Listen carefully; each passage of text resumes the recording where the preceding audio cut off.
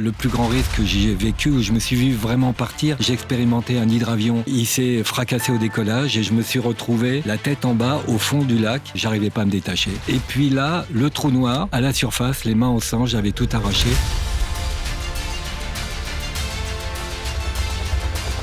La pire des missions que j'ai faites, c'était en Afrique, dans les camps de réfugiés entre l'Éthiopie et la Somalie qui étaient en guerre. J'ai vu une femme qui étouffait un des deux enfants pour sauver l'autre. Et quand on a vécu ça, quand on a vu ça, la vie, elle est plus pareille. J'ai fait un record du monde avec Alain Souchon. Et du coup, il tournait un film. Il jouait le rôle d'un pilote. Donc je dis, tout, on va faire un petit record du monde. Le personnel me dit, il y a un mec qui est vachement nerveux à bord. Ils étaient dépassés par les événements, panique à bord. Il a été de toilette en toilette jusqu'au cockpit. Il se précipite dans le cockpit. Il me coupe mes 4 moteurs. Bienvenue dans le tête-à-tête des pionniers. Aujourd'hui, j'ai l'immense plaisir de recevoir le pilote, le spécialiste en aéronautique le plus connu de France, Gérard Felzer. Bonjour Gérard, comment vas-tu ? Bonjour Fred, très bien. Très bien. Alors on va passer un petit moment ensemble. Tu es un pionnier de l'aviation en France, tout simplement. Ta vie est une succession d'aventures. On pourrait écrire 15 romans dessus.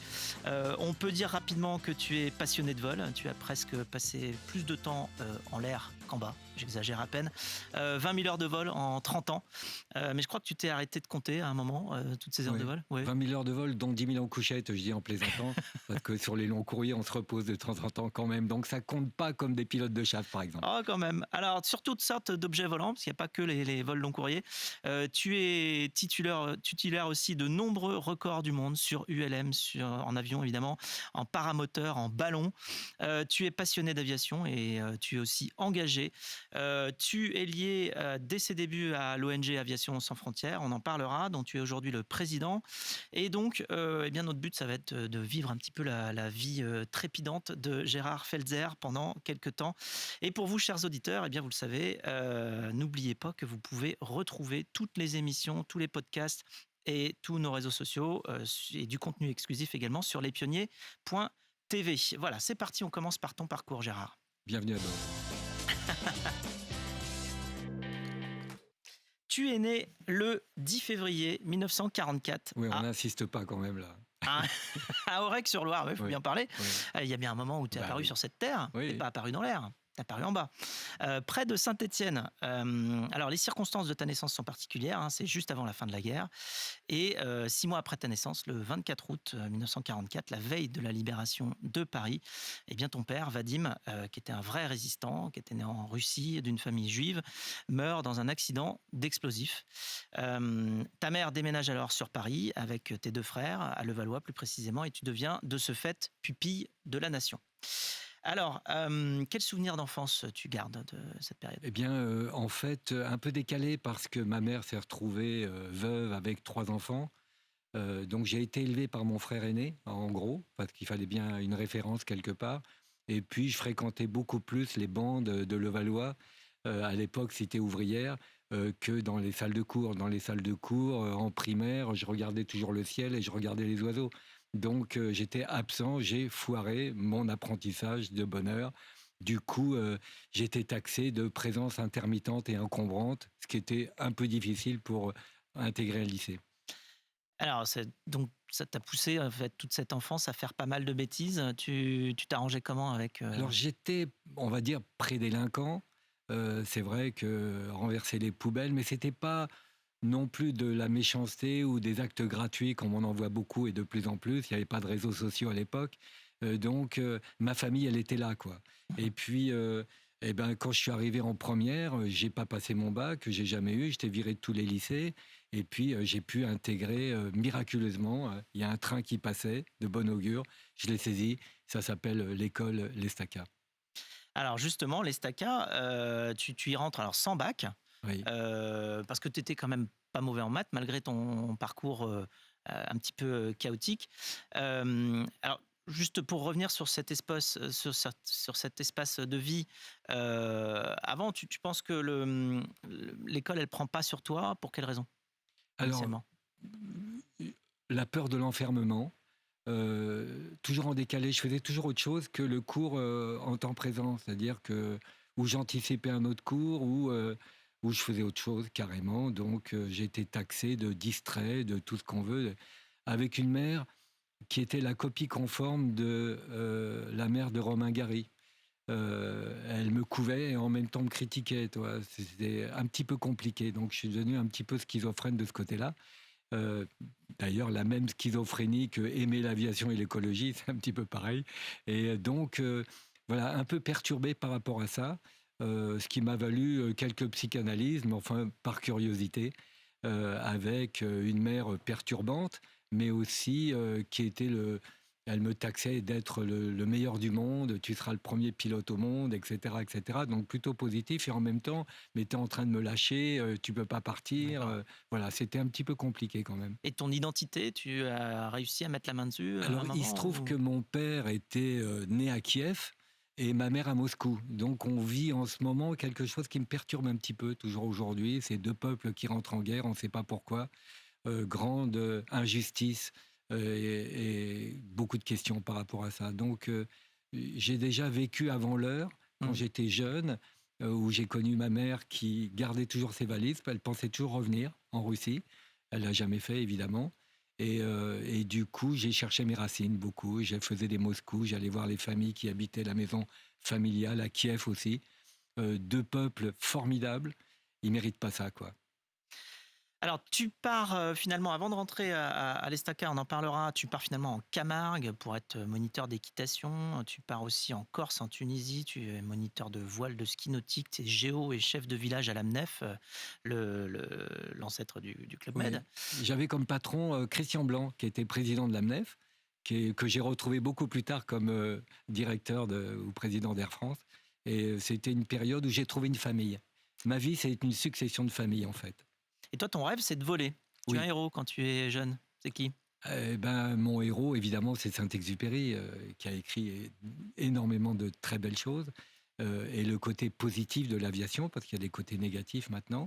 Et ça m'a permis de m'échapper, de décoller avant l'heure et de regarder les choses d'en haut.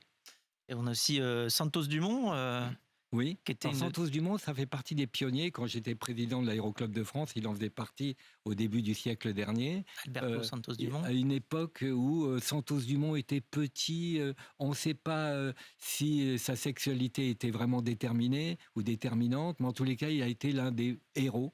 Il faisait des ULM en bambou, ça ne s'appelle pas ULM à l'époque, et il a battu plein de records, et il distribuait ses connaissances gratuitement. Son objectif, c'était pas de faire du fric, hein, c'était de faire avancer l'aviation. Et un truc que j'admirais chez lui, pourquoi? C'est qu'il s'était adressé à la Société des Nations après la Première Guerre mondiale, en disant arrêtez les bombardements, vus d'aérien, parce que c'est terrible, et je donne toute ma fortune à celui qui arrivera à faire passer une loi interdisant ou gelant le ciel aérien pour moins de dégâts. Je trouvais ça formidable. Tu rentres à l'Estaca, Oui. école d'ingénieur, et pour la première fois de ta vie, tu trouves un but et tu t'imposes une discipline. Et pourquoi ça marche à ce moment-là? Alors, j'ai rencontré un pote dans la rue qui s'appelle Pierre Chénaud, qui est toujours bon pied, bon oeil, et qui était le président de Nouvelles Frontières avec Jacques Maillot, et qui a créé Corsair. Et donc, il me dit, mais pourquoi tu rentres pas dans cette école? Ils prennent 100 bacs. Alors, tente, on ne sait jamais. Alors, je passe une interview, et puis ils m'ont pris, miraculeusement. Et même, ils m'ont pris et ils m'ont offert une prime. Ils m'ont pas fait payer l'école, quoi. Donc, j'ai trouvé ce geste de solidarité qui m'a beaucoup touché. Et je me suis dit, il y a une main tendue, je l'ai saisie. Maintenant, il faut que je redonne ma main, mais dans le sens, c'est-à-dire que je donne plus que de recevoir, c'est un retour à l'ascenseur. Et c'est un petit peu toute l'histoire même de ta vie, hein, puisque Oui. en tant que pupille de la nation, tu recevais beaucoup, tu étais dans une situation justement où tu as appris à recevoir, mais tu avais une énorme envie de justement donner, Oui. redonner.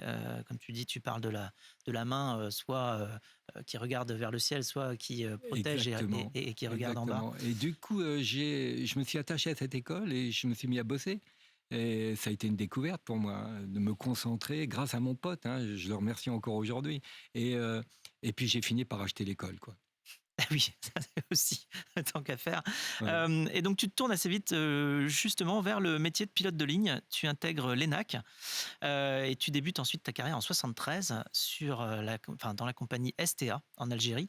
Et puis tu intègres l'Aéropostale, puis Air France. Oui. Alors, la STA, on l'appelait sans travail ailleurs parce que c'était Oui, une elle est époque là de si tu... chômage. D'accord. Et donc, en Algérie, je pilotais en djellaba. D'ailleurs, ça n'a pas forcément Ah, bien t'étais été pas en vu. costume de pilote Normalement, j'avais cousu mes galons sur ma djellaba. sur la Java. Et puis voilà, c'était la belle aventure. On faisait les oasis, Taman Rasset, Inan Menas, etc. C'est un magnifique pays, l'Algérie. Et j'aurais bien aimé que ça puisse, cette amitié, qu'elle puisse se retrouver sans ces dramatiques passés. Alors, tu voles toujours avec ta guitare, Oui. parce qu'à chaque escale, tu trouves le moyen d'aller jouer, souvent dans des clubs.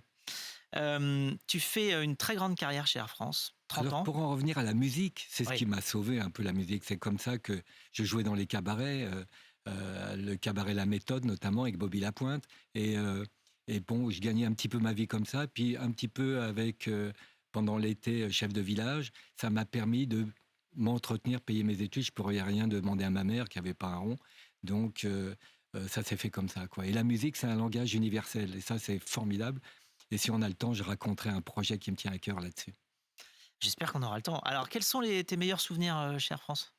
Un meilleur souvenir et le pire, mon meilleur souvenir, c'est pas Air France, c'est ma traversée de l'Atlantique en ballon à pédales où on s'est craché. Bon, alors ça, Mais ça, on en reparlera. on en Et reparlera. puis à Air France, à chaque nouvelle machine, j'ai fait pratiquement toutes les qualifs, hein, la Caravelle mythique. J'ai demandé à faire de la Caravelle, j'ai demandé à faire du Boeing 707, avion mythique pour moi.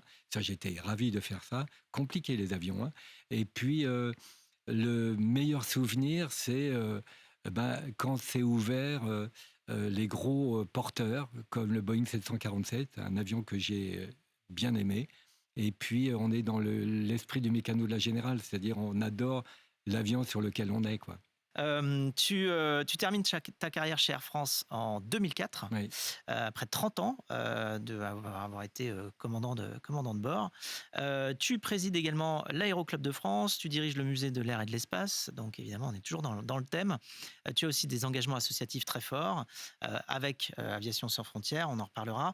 Tu fondes aussi Zebunet, qui est une ONG qui soutient des paysans du Sud par le microcrédit, ou encore A Tree for You. Enfin, je pourrais faire une liste comme ça de choses auxquelles tu participes et que tu as Bienvenue à bord. fondé. Je suis en train d'en créer une d'ailleurs, une nouvelle là. Ouais, j'imagine bien que entre le moment où on a parlé il y a quelques jours et le moment où on fait l'émission, tu as encore créé quelque chose. Donc, est-ce que, alors juste une petite question comme ça au passage, mais est-ce que tu as calculé déjà ton bilan carbone? Alors oui, quand même, j'ai été élu écolo, donc il fallait que je montre l'exemple quelque part. Alors j'essaye de trouver les gestes qui conviennent. En gros, chaque fin de journée, je me dis, qu'est-ce que tu as fait aujourd'hui, quoi? Qu'est-ce que tu as fait pour la planète? Alors la planète, ça veut dire pour les autres, d'une part. Mhm. Et moi, je te demanderais, et toi, tu fais quoi par solidarité? Mhm. Si tu me réponds, je serais content. Ben, je fais ça à chaque fois que je rencontre quelqu'un. Et puis la même chose pour le respect de la nature, le respect de la terre et l'environnement. Merci Gérard Felzer, c'est l'heure pour nous de plonger dans le monde de tes passions. Dans les passions, évidemment, on va commencer par parler de ton amour pour le vol et du fait que tu veux inventer pour voler aussi. Tu veux non seulement voler, mais tu veux aussi voler de manière nouvelle et originale. On va donc parler de machines. Alors, il y a l'acte d'être dans l'air, mais il y a aussi ton outil de vol. Qu'est-ce qui te plaît dans l'objet volant? Alors, on voit ici Alors, défiler... oui, c'est un ballon à pédales à l'hippodrome de Vincennes. J'avais voulu rassembler à l'hippodrome de Vincennes une grande fête qui s'appelait Paris Air Folie. Et toutes les folies, je les montrais au bénéfice déjà de Aviation sans frontières. Et donc, inventer des machines, il ne faut pas que ce soit gratuit uniquement pour se faire plaisir, c'est aussi montrer que quelque chose est possible.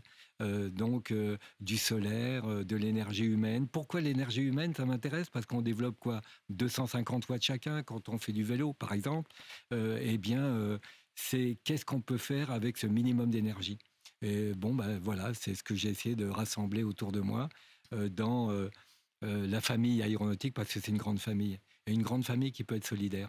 Alors tu dis aussi, soit on fait des équations, soit on fabrique des choses et on les essaie. Moi j'aime expérimenter. Tu es un petit peu un professeur Nimbus, un Jiminy Cricket, un Géo Trouve-Tout, enfin tout ça, ce sont des surnoms qui je pense pourraient te correspondre. Plus qu'un simple pilote, Tu es donc un inventeur. Quelles sont les machines que tu peux nous citer, que tu as inventées et Par qui exemple, te j'ai fait un marquent? record du monde avec Alain Souchon sur un Variez. Un Variez, c'est un avion un petit peu un particulier, qui est ce qu'on appelle un canard. Les ailes sont devant ou les ailes derrière, etc. Et Alain Souchon avait peur de l'avion. Et du coup, il tournait un film qui s'appelait... et il jouait le rôle d'un pilote, donc je dis, tout, on va faire un petit record du monde. Et ça a été magnifique, quoi. Et le record du monde, en fait, c'est sur la consommation. On est arrivé à moins de 3 litres au 100 km par passager. Oui, parce que tu avais, branché un moteur de coccinelle Voilà, sur, ce petit avion-là. exactement, un petit moteur. Bon, Vous arriviez voilà. quand même à avancer, rapidement? 300 km/h de moyenne, ce qui était pas mal pour un Ouais. petit avion de constructeur amateur. J'adore les constructeurs amateurs. Ils sont dans leur salle de bain, dans leur garage, en train de bricoler. Euh, c'est une vie familiale qui peut être perturbée. J'ai vu une petite annonce il n'y a pas longtemps, à finir tel avion, j'arrête aujourd'hui, je revends mes kits, Germaine revient. Donc c'est vrai qu'il faut avoir cette passion en couple, sinon ça marche pas. Tu penses que tu as piloté combien d'avions, Alors d'appareils en différents dans fait, ta vie? quand je fais le tour, c'est une centaine de prototypes ou d'avions, Ouais. d'ULM, de ballons. J'adore le ballon. D'ailleurs, je suis en train de construire une montgolfière en forme de préservatif pour faire un tour du monde. Il y Ah a oui, un la message à condom-fière, lancer. hein, j'ai vu ça. Voilà, la condomfière. Le Donc, but étant de sensibiliser. voilà, pour le VIH à travers le monde, et voilà, et jeter des préservatifs comme une pluie, ça serait pas mal. Donc ça D'accord. peut en choquer certains, mais en même Ah, ça c'est peut une être manière utile. qui marque d'aller, Moi, je pense, oui. Et affirmer donc, le j'étais sujet. tellement heureux sur toutes ces machines, je le suis encore, hein. Je suis en train de faire construire des avions par les gosses des banlieues électriques. Et bon, voler en silence, c'est quand même sympa, quoi. On a une question pour toi de quelqu'un que tu connais bien, qui s'appelle Jean-François Clairvoy et qui est Ah donc oui. astronaute. Salut Gérard. Alors toi qui as tout vécu, pionnier, explorateur, découvreur, inventeur, qui s'intéresse à la nature, à la technologie, à l'humanité en général. Alors pour toi, quelle est la plus grande invention de tous les temps de l'histoire de l'humanité? Et ne me dis pas l'avion parce que ce serait trop facile. À bientôt, je t'embrasse. Merci. Alors là, oula, c'est délicat. Ah oui, t'as pas le droit de Je dire l'avion. mettrais l'écriture. Les Sumériens, il y a 5000 ans, traces d'écriture, c'est les premiers témoignages qu'on a gardés aujourd'hui. Après, bien longtemps après, il y a eu Gutenberg avec l'imprimerie. Donc la diffusion de l'information et de la culture, c'est vachement important. Et toujours dans le domaine de ça, j'y mettrais Internet. Internet a 40 ans et il y a 5 milliards de personnes dans le monde qui l'utilisent aujourd'hui. C'est du jamais vu. C'est une accélération complètement dingue. Et puis on termine par l'IA, l'intelligence artificielle. Et là-dessus, Woody Allen disait mieux vaut une intelligence artificielle qu'une bêtise naturelle. Je crois qu'il n'a pas tout à fait tort parce qu'il y a la contrepartie de tout ça. Alors, comme tout inventeur, tu testes des choses. Quel est ton rapport au risque, toi? Tu n'as jamais eu peur de mourir? Tu as frôlé la mort plusieurs fois, je crois. Oui. Euh, Alors, et c'est vrai on dit toujours le risque est mesuré, mais il arrive toujours le pire. là, on te voit sur cette photo en train de préparer un crash test. Oui, voilà, ça c'est mes émissions. J'ai toujours été attentif. Voilà, mourir d'un accident de bagnole, ça devrait même pas exister, quoi. Hmm. Là, il y a eu encore un vélo qui a été percuté par un dingue il y a quelques jours. C'est pareil. Donc, ce sont des choses qu'on peut réparer. Et tout ce qui est prévention, innovation, ça m'intéresse beaucoup de ce point de vue-là. Donc, ta manière de répondre au risque, c'est d'aller anticiper un Ouais. maximum. Et moi, en avion, je prenais des risques. Le plus grand risque que j'ai vécu, où je me suis vu vraiment partir, j'ai expérimenté un hydravion à Oshkosh. Oshkosh, c'est la Mecque de l'aviation, 1 million de personnes, on dort sous les ailes des avions, etc. C'est une fête extraordinaire aux États-Unis, au nord de Chicago. Et là, il s'est fracassé au décollage et je me suis retrouvé la tête en bas au fond du lac, qui s'appelait Fond du Lac d'ailleurs, parce que pas loin du Canada. Et du coup, je me suis vu, j'arrivais pas à me détacher. Et donc, je me suis dit, c'est trop con, c'est comme ça que ça arrive. Petite pensée Ta par vie- les enfants, Ta quand vie même. défilée. Ouais. La vie en quelques secondes. Et puis là, le trou noir, je me souviens plus de rien, sauf que j'étais à la surface, les mains au sang, j'avais tout arraché, sans m'en apercevoir. Le cerveau est quand même bien fait, il élimine Donc, les choses un peu ton corps traumatisantes. a finalement Pris enlevé le tout le dessus. superflu qui Ouais. était de se souvenir de quelque chose pour se Voilà. mobiliser sur se détacher. C'est ça. Donc, Mais- voilà. Et tu as réussi à ressortir tout seul. Oui, tout seul. Mais Et tu sais les pas comment. secours sont arrivés. Mais ils arrivaient trop tard si j'étais resté au fond de l'eau. Donc voilà. Alors une autre fois aussi, tu en parlais, c'est d'avoir quelqu'un de suicidaire à bord de l'avion. Oui, ça Là, m'a c'est sur. traumatisé, vraiment. Euh, à l'escale de Roissy, on allait à Dakar. Le personnel me dit, il y a un mec qui est vachement nerveux à bord. Et donc, derrière, on voit mon équipage, on l'a pris en photo là. Ils étaient dépassés par les événements, panique à bord, et ça a été dramatique parce que j'ai dit à la chef de cabine, mets-le au fond et surveillez-le. Mais lui, il a été de toilette en toilette jusqu'au cockpit. La porte était ouverte parce qu'on nous servait à manger. Il se précipite dans le cockpit. Il me coupe mes 4 moteurs quand même. Ça a été un Airbus 340. Et puis, donc, je me détache. Je dis, il ne faut pas toucher, quoi. Je veux dire, je ne comprenais pas. Je me suis aperçu qu'il avait les yeux exorbités. Et ça a été dramatique. D'ailleurs, Nicolas Hulot était à bord avec moi tout à fait par hasard. À chaque fois que je vole avec Nicolas Hulot, et ça aboutit à un crash. On va Et voir. donc, ça s'est terminé. Il est mort dans le cockpit. C'était terrible pour moi. J'ai essayé de le sauver tant que j'ai pu, à expliquer aux passagers. Les passagers qui hurlaient en disant mais t'as tué mon frère ou notre frère. J'ai dit mais c'est mon frère aussi. Ouais. Et voilà, j'ai fait ce que j'ai pu, quoi. Ouais, c'est parce qu'il fallait maîtriser le suicidaire qui vous a fait piquer. Enfin bon, ça a été hyper, Oui, hyper là, compliqué. bon, Enfin, voilà, il vous avez fallait failli sauver, tous fallait vous sauver cracher. l'avion. Oui. Et Et je leur ai fait un petit discours entre vous avez la vie réussi et la mort, parce ensemble qu'on avec a. l'équipage à sauver J'ai l'avion. dit à mon équipage, vous êtes d'accord, nous on continue, quoi. Paris disait, t'es pas en état de continuer. J'ai dit, moi je suis le commandant de bord, je Donc continue. si vous êtes posé à Bordeaux, puis après tu as continué jusqu'à Voilà, Dakar. j'ai dérouté sur Bordeaux et on a été jusqu'au bout et ils sont venus m'embrasser en partant, les passagers. Ça a été un moment très fort. Alors, tu as eu beaucoup, beaucoup d'aventures rocambolesques. Tu as transporté des dizaines et des dizaines de personnalités différentes aussi. On va en voir quelques-unes défiler ici en photo. Donc, on te voit avec Woolsey, avec Rocard, avec Ophélie Winter, avec Wolinski. Rocard était un formidable pilote de planeur. Ah oui. Et il aimait la nature. Et un jour, il me racontait, il s'était posé aux vaches, on dit ça, aux vaches, avec des paysans. Ben voilà, Rocard aux commandes de mon 340.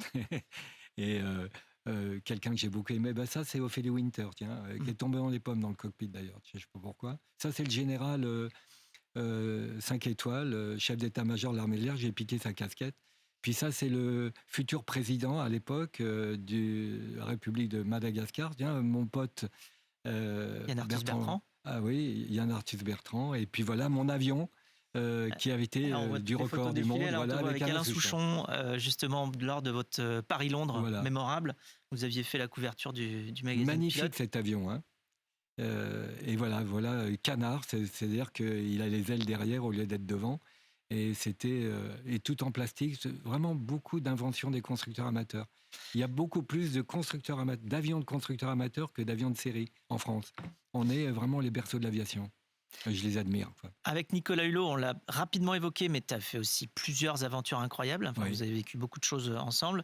Alors, il y a eu le jumping balloon. Oui, alors voilà, on voit 2 boules qui traversent Paris. Et puis là, c'est notre crash, parce qu'on s'est crashé au milieu de l'Atlantique. Oui, vous aviez voulu traverser l'Atlantique avec un dirigeable à pédale. Voilà notre crash. Il y a un bateau qui est venu nous secourir. On voit le dirigeable. Et puis, malheureusement, ça s'est mal terminé. Il nous a manqué 2 jours. On a fait 2500 km en pédalant. C'était pas mal. Et puis, il y avait pas mal d'inventions justement dans cette on a déposé une centaine de brevets. 100 brevets pour cette expédition. Et donc j'avais une équipe formidable et l'astuce, c'était quand même une sensibilité. On dit on fait pas ça que pour se faire plaisir. On est là pour montrer les nouvelles technologies. Là, c'est j'essaie de monter sur un bateau, mais j'avais 2 vertèbres pétées, donc c'était pas évident. Et Nicolas Hulot m'a bien soutenu quand même. J'y dois un petit peu la vie quelque part. Oui, c'est sûr que c'est des aventures forcément très, très secouantes. Alors, il y a aussi Thomas Pesquet, avec qui tu interagis assez souvent. Et toi-même, tu as voulu devenir astronaute. Voilà. Alors, en fait, à l'époque, Thomas Pesquet, qui est pilote Aviation sans frontières, il fait quelques missions. Et c'est assez touchant de l'avoir à nos côtés, parce que c'est quelqu'un que j'apprécie beaucoup.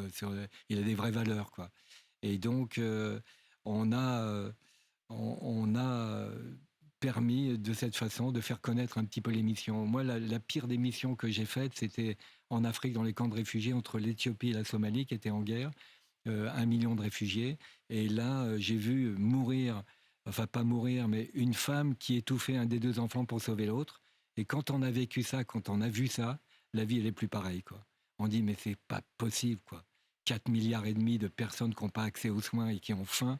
Aujourd'hui, c'est inexplicable à cause des guerres, des conflits, etc. Et je pense que Thomas Pesquet l'a bien compris à nos côtés. On va parler de l'autre fil conducteur justement de ta vie, qui est celui du bien commun, du fait de vouloir aider les autres. Alors tu es un pilote sans frontières, c'est-à-dire que l'expérience philanthropique d'aller justement aider un petit peu tout le monde sans frontières, eh bien tu la vis tous les jours. Tu l'as fait aux côtés de l'association Aviateurs sans frontières que tu présides aujourd'hui. Tu commences tes premiers vols en Ouganda et en Somalie.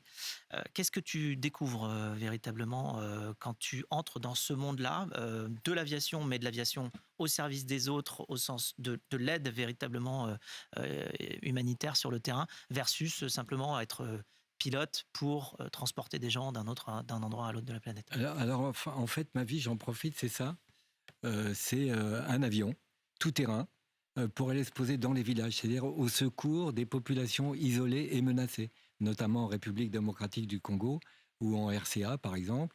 Et on amène des médecins, on amène des soignants, on amène des médicaments avec des pilotes chevronnés parce que c'est pas évident. C'est sur des Oui, petites c'est ça, pistes. c'est comment tu te Et poses et comment tu redécolles. Enfin, c'est quel type d'avion que tu C'est peux... un Cessna Caravan, c'est un camion en gros, hein, et 12 places quand même, c'est pas nul. Il y a 1 tonne de charge utile, c'est-à-dire qu'on peut embarquer du monde. Là, c'est sur les petits avions. J'étais en mission au Honduras, à la frontière du Salvador, et il se trouve que il y avait un camp de réfugiés. D'ailleurs, j'ai ramené un subclaquant un jour.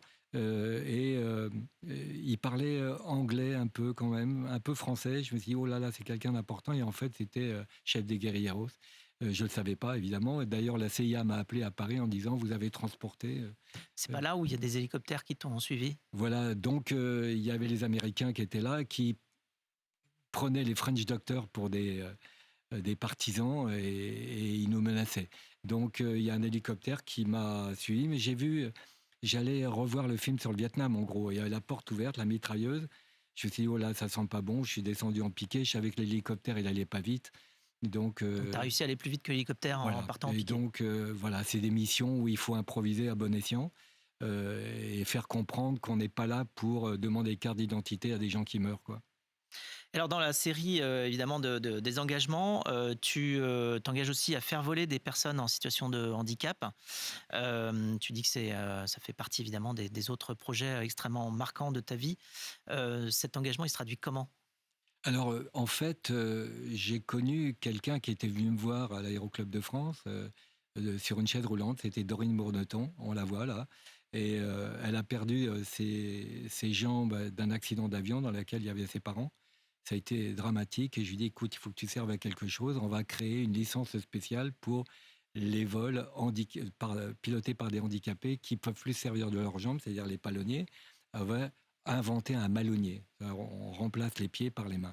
Et donc ça a marché. Il y a un aéroclub, d'ailleurs au Muroum, il y en a d'autres, où ils retrouvent leur liberté. On parlait de liberté tout à l'heure, c'est-à-dire que quand ils sont en l'air, quand ils pilotent l'avion, il n'y a plus de handicap. Et au sol, c'est formidable parce que ils retrouvent une dignité quelque part et un mouvement de liberté. Ça, c'est formidable. Ça me plaît beaucoup en tous les cas. Alors dans les engagements aussi, on pourrait continuer une liste sans fin, mais sur les conseils d'Anna, ta compagne, tu te lances dans l'aventure Zebunet, qui est une association dont l'objectif est de favoriser l'amélioration des conditions de vie des populations rurales vulnérables. Pardon. Comment ça marche exactement? Alors, en gros, quand je te demandais à quoi tu sers, qu'est-ce que tu fais par solidarité, tu m'as répondu, j'ai eu la même chose à bord d'un avion, j'étais commandant de bord, j'allais à Madagascar et il y avait Mohamed Younous, l'inventeur du microcrédit, qui vient me voir dans le cockpit. Je venais d'acheter son bouquin sur la Grameen Bank. Il me dit, mais à quoi tu sers? Est-ce que tu es utile à quelque chose? J'ai dit, je sais pas, qu'est-ce que tu vas faire? J'ai dit, je vais me promener. Non, non, non, tu vas pas te promener, tu vas aider les paysans malgaches. Donc, j'ai acheté mon premier zébu. J'étais au marché, j'étais en uniforme. J'ai ramené les zébus à l'hôtel, il a chié partout. Et en gros, j'ai dit au concierge de l'hôtel, je te demande 1 euro par jour en location, en microcrédit. Il m'a dit, je peux pas, c'est mon salaire. Et donc, je lui ai dit, je t'achète 12 poules pondeuses, tu me donnes un œuf par jour. Et ça a marché comme ça. Et puis, au bout de quelques mois, on était à 300 zébus. Et aujourd'hui, on est dans 8 pays. Madagascar, Vietnam, Burkina, Niger, Mauritanie, etc., où on vend des zébus, des cochons, des chèvres. c'est la banque des pauvres, et ça marche. Et les pauvres remboursent, eux, pas forcément les plus riches. Alors pour aider les autres, tu t'essaies aussi à la politique, hein. Donc tu as notamment été très actif auprès du candidat Nicolas Hulot à l'époque. L'action politique, c'est important? On peut rien faire si on fait pas de politique. C'est-à-dire qu'il faut faire passer des lois. Il y a un moment, le bon vouloir, la générosité du public, ça suffit pas. S'il n'y a pas des facilités fiscales, par exemple, ça en fait partie. Si on commence à empiéter les associations en leur disant vous n'avez plus le droit ou moins le droit de faire des réductions fiscales, ça marchera pas. Donc les restos du cœur, ça marche comme ça. On peut avoir euh, des grands projets s'ils sont pas accompagnés par des lois, donc convaincre les députés, les sénateurs, ça marchera jamais, quoi. Donc il faut vraiment faire du lobby politique, c'est important. La politique, c'est pas forcément ça, là, ça peut être bien aussi. Merci Gérard. Il est temps pour nous de prendre un peu de recul avec l'instant philo. Aujourd'hui, dans l'instant philo, on va parler avec Gérard Felzer de liberté. Il est libre, Gérard. Alors, le Larousse donne pour la liberté la définition qui suit, c'est l'état de quelqu'un qui n'est pas soumis à un maître. Est-ce que ça te convient comme définition ou est-ce que tu as la tienne? Oui, c'est tout à fait ça. Il y a liberté, égalité, fraternité. J'aime beaucoup cette trilogie. Les mecs qui ont inventé ça, c'est formidable. Ça n'a pas vieilli d'un poil. C'est toujours d'actualité, ça sera toujours. Donc oui, la liberté, c'est l'oiseau sur sa branche. La liberté, c'est voler avec des oies, par exemple, ce que j'ai fait il y a pas très longtemps, où on vole ensemble sur un ULM et puis on les touche en vol. Elle te regarde et elle te dit, et je l'interprète comme ça, mais tu voles comme une merde, hein, en gros. Et je dis oui, bah oui, Je c'est fais ce vrai. que je peux. Et toi, bah, tu voles, tu viens, les oies Bernache, tu viens du Nord et tu viens me voir ici. Bah, j'ai beaucoup de choses à apprendre de toi. J'ai volé avec des aigles sauvages qui venaient me voir par curiosité en disant merde, il va m'attaquer. Je me suis fait attaquer dans le cockpit parce que je m'approchais de trop près probablement du nid d'aigle. Et donc, il y a une chose à faire passer. Et c'est ça, ma vie, elle est là-dessus parce que voilà, quand Ça, c'est une carte je d'aviation montre sans frontières. les papillons, j'ai une grande admiration papillons. parce qu'ils ont mis des milliards d'années à se mettre au point et nous, on a la prétention de tout inventer en moins de 50 Alors ça, c'est ans. ton autre passion aussi, qui est le biomimétisme, qui Absolument. consiste à s'inspirer évidemment du vivant pour eh bien nous-mêmes découvrir et construire des choses nouvelles, Oui. et notamment en aviation, évidemment, on s'est beaucoup Ah bah, c'est inspiré sûr que les aigles qui ont les winglets qu'on a appliqués sur les avions, c'est en bout d'aile quand ça part verticalement, c'est formidable. Le micro-lattice inspiré des os des oiseaux, 90% D'ailleurs, d'air. même, enfin, alors, les avions eux-mêmes sont inspirés des oiseaux, évidemment. Absolument. Les winglets pour Ouais. consommer moins d'énergie aussi, Et mais aussi puis- les hélicoptères qui sont inspirés Oui, absolument. de La libellule, mais des il y feuilles a, d'arbres qui oui, descendent. c'est vrai que on a beaucoup appris de ces choses-là. Le seul problème, c'est que c'est l'électronique embarquée. Moi, c'est pas un oiseau, mon modèle, c'est la chauve-souris. La chauve-souris, c'est le seul animal, le seul mammifère volant. Et il a un radar extraordinaire. Il arrive à choper des moustiques dans le noir, quand même, en évitant les stalagmites dans les grottes. Il a une voilure variable. On a énormément de choses à apprendre. Le seul problème, c'est que les espèces, elles disparaissent avec leurs secrets. Comment font les papillons pour faire 3000 km et au bout de 4 générations revenir au même endroit? Transmission par phéromone, c'est quoi cette histoire? Ouais, Eh il y a ben, il y a plein de choses qu'on ne sait pas voilà. expliquer. Et, Du tout, hein, c'est sûr, il parce faut que c'est respecter la nature. Ça, c'est des centaines de millions d'années d'évolution, effectivement, qui ont développé une intelligence et en plus, c'est beau. qu'on peut utiliser. Donc voilà, il faut respecter ça. Je veux dire, il y a urgence aujourd'hui. Complètement. Est-ce que la liberté te permet d'avoir une vision plus optimiste du monde, justement? Oui, et en même temps, au niveau d'un quartier, d'une ville, d'une nation, on peut montrer l'exemple. Hein. Il y a des nations qui n'ont pas d'armée du tout, hein, en Amérique du Sud, au Panama, et il y en a d'autres qui sont belliqueux. Donc il y a un équilibre à trouver autour de ça. Je m'étais dit à un moment, la guerre, ça devrait se voter par référendum. Puis je suis plus tout à fait sûr de ça, parce que je me dis, si on fait un référendum, il y a peut-être la peine de mort qui va revenir, et puis il y en a beaucoup qui voudront la guerre quand même. Donc c'est pas évident. Et il y a des gens, ils n'ont pas demandé à faire la guerre. Je veux dire, ce qui se passe en ce moment au Moyen-Orient, c'est terrible. Des gens qui se castagnent alors qu'ils pourraient vivre en harmonie. Il y a des choses que je comprends pas trop. Donc la liberté, c'est de penser et de pouvoir donner son avis sans être compromis. Merci pour cette vision de la liberté, Gérard. On passe maintenant à ton actu. Ton actualité, Gérard Felzer, c'est le travail que tu continues de faire auprès d'Aviation Sans Frontières. Mais vous n'êtes pas la seule engagée dans ce mouvement Wings for Peace. Alors de quoi s'agit-il ? Alors, on voudrait avoir un avion hôpital. Là, on voit un de nos avions qui amène de la nourriture, des médicaments, des médecins. On fait la tournée. On se demande comment tu t'es posé là, mais bon. Alors voilà, on se pose à demande des pilotes hors pair quand même. Donc il y a une sélection de nos pilotes. Il y a une formation spécifique. C'est pas parce que tu es pilote d'Airbus ou de Boeing que tu sauras piloter ce type d'avion. C'est assez délicat à un tel point, c'est qu'on a embourbé un de nos avions il y a quelques mois. Et ça a posé des problèmes terribles parce que l'hélice a touché, le moteur a touché, une turbine ça vaut 600 000 euros. Donc on a beau être assuré, c'est pas évident. Il faut 4 jours de pirogue pour y arriver, donc pas d'experts disposés à faire le trajet, etc. Bon. Donc, et donc Wings for Peace Wings for Peace, c'est ça, c'est un événement pour lancer l'avion hôpital. Alors l'événement, c'est quoi ? C'est faire le tour de la Méditerranée, partir du Caire, aller à Istanbul, etc. Et puis Tunisie, Algérie, Maroc, Espagne. Et à chaque fois, on fait un concert caritatif pour amener de l'argent et sensibiliser toutes les nations à cet avion hôpital qui est un bien commun. Et puis, il y a aussi l'organisation des vols. On fait ça avec un petit avion piloté par 2 femmes à chaque fois. Pourquoi ? Parce que les femmes sont les premières victimes des conflits. Et notamment à la frontière du Rwanda, en ce moment, il y a des femmes violées tous les jours.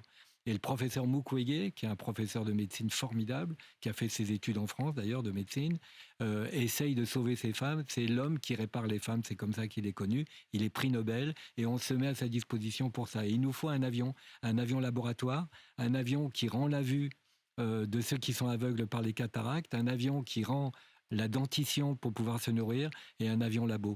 Et donc pour faire connaître tout ça, eh bien... on fait la problématique ou l'annonce que c'est piloté par des femmes qui sont issues de conflits, c'est-à-dire une israélienne et une palestinienne dans le même cockpit, une irakienne, une iranienne, etc.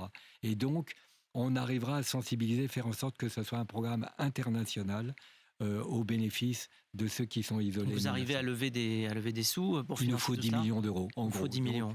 Donc, bon, c'est alors pas facile à trouver. À tous les auditeurs et téléspectateurs des pionniers. Voilà. On va se cotiser. Alors, où est-ce qu'on peut Aviation sans frontières.org, c'est bon, on l'a directement. Et ça, c'est quelque chose qui me tient à cœur en ce moment. J'y pense tous les jours. Chaque seconde, là, on vient de passer beaucoup de temps ensemble. Il y a des centaines de personnes qui ont disparu depuis, quoi. Par des conflits. Alors toutes ces aventures, à la fois dans des engins incroyables, mais aussi dans des avions de ligne beaucoup plus réguliers, et aussi sur le terrain, comme on vient de le voir avec Aviation Sans Frontières, vous pouvez le retrouver dans un livre qui est absolument fascinant, qui s'appelle « Si tu peux, vas-y ». Gérard Felzer, tu nous as fait le plaisir de raconter toutes ces années. Alors moi, je l'ai dévoré, le livre, et c'est incroyable. J'ai rarement scotché comme ça sur un livre. Alors, comment on peut résumer toutes ces minutes qu'on a passées ensemble ? Qu'est-ce qui ressort pour toi comme valeur importante à mettre en avant quand on a envie d'aider les autres ? C'est garder sa liberté de penser, agir par solidarité, ne rien faire gratuitement, respecter la terre, ça fait déjà pas mal, quoi. Ça fait beaucoup. Eh bien, sur ces belles paroles, on va passer à la séquence Quizella. Alors c'est assez simple, la séquence Quizella. Je te pose plein de questions et tu y réponds rapidement, en quelques mots. Okay. D'accord ? On est prêt ? On essaye ? La plus belle vue que tu aies eue depuis un cockpit ? L'approche de Rio. Vol de jour ou vol de nuit ? Vol de nuit, c'est tellement poétique. Le meilleur conseil qu'on t'ait donné en tant que pilote ? Être modeste, savoir reconnaître ses erreurs. C'est la plus belle des qualités des pilotes aujourd'hui. Oui, et d'ailleurs, ça s'applique sur l'aviation, mais un petit peu partout. C'est-à-dire que c'est comme ça qu'on progresse. C'est reproductible. Ta potion magique à toi, qui te donne la pêche. Le bonheur des autres. Ta kryptonite à toi, ce qui t'affaiblit. La quoi? Kryptonite, tu sais, c'est ce qui affaiblit Superman. Qu'est-ce qui t'affaiblit? Qu'est-ce qui m'affaiblit? Ouais. La détresse des gens dans le monde qui disparaissent chaque année. Et ça te donne du courage aussi pour agir. Ça me donne du courage et puis on peut agir au coin de la rue, pas forcément à 10 000 bornes. Et donc c'est ce que je fais avec mes chantiers de formation et insertion pour les banlieues. Ils construisent un avion sur lequel ils volent et du coup ils retrouvent une un envie. autre projet dont on n'a pas eu le temps de parler. On pourrait faire 14 émissions, j'espère qu'il y aura 14 émissions un jour. Est-ce que tu as une habitude juste avant de voler? Juste avant de voler, quand j'étais à Air France, c'était en voiture sur l'autoroute et je regardais les avions, je dis tiens c'est un départ vers l'ouest et j'imaginais déjà la procédure de décollage. Qu'est-ce qui te plaît le plus chez l'humain? Générosité. Qu'est-ce qui te gonfle le plus chez l'humain? Celui qui a toujours raison, celui qui ne veut pas dialoguer. Est-ce que tu fais parfois des choses sans réfléchir? Oui, beaucoup trop. Quel est ton plus grand rêve aujourd'hui? Mon grand rêve, c'est de... J'aurai pas le temps, mais c'est de mobiliser la suite, de créer des associations encore et pour le bien de tous. Le retour à la nature, par exemple. Ma dernière association que j'ai créée, c'est Humo Sapiens, où j'offre une alternative à la crémation et à l'inhumation, le retour à la nature.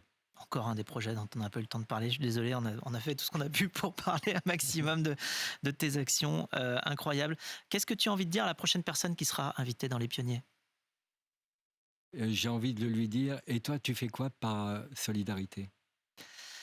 Qu'est-ce que l'esprit pionnier pour toi? C'est oser, et oser pour le plus grand nombre, quitte à faire des records qui sont quelquefois limites en dangerosité. Et pour finir, si les 8 milliards d'êtres humains écoutaient Les Pionniers aujourd'hui, que souhaiterais-tu leur dire? Faites moins d'enfants déjà. Je ne sais pas, la démographie, c'est quelque chose de sacré, on n'y parle jamais. Et pourtant, quand au Niger, il y a 11 enfants par femme, il va bien falloir faire quelque chose. Merci de t'être prêté au jeu. On va se quitter sur cette chanson que tu as choisie de Christophe Maé, qui chante « Il est où le bonheur ?» Pourquoi est-ce que tu as choisi cette chanson? Parce que je pleure à chaque fois que j'écoute cette chanson, elle est juste magnifique, quoi. Il est où le bonheur? Il est là en ce moment pour nous deux. Et oui, c'est exactement ça, c'est de savoir justement le repérer. Ouais. Il brille par son absence. Enfin, on remarque pas en fait quand on est heureux. Et je pense que exactement. C'est ça la clé. On s'en rend compte après que le bonheur était là. Voilà. Et donc autant s'en rendre compte tout de suite. C'est la fin de cette émission. Merci beaucoup Gérard Felzer d'avoir partagé avec nous tes aventures et tes engagements passionnants. Quant à vous, chers auditeurs et téléspectateurs, sachez que vous pouvez retrouver cette émission et toutes les autres, ainsi que les podcasts sur nos réseaux sociaux et du contenu exclusif sur lespionniers.tv. À très vite et encore merci Gérard. C'est moi, merci. Un instant de bonheur. C'est maintenant. Et ces chaises vides qui nous rappellent ce que la vie nous prend. Alors je me chante mes notes. Les Pionniers chez Fred Mazzella sur BFM Business.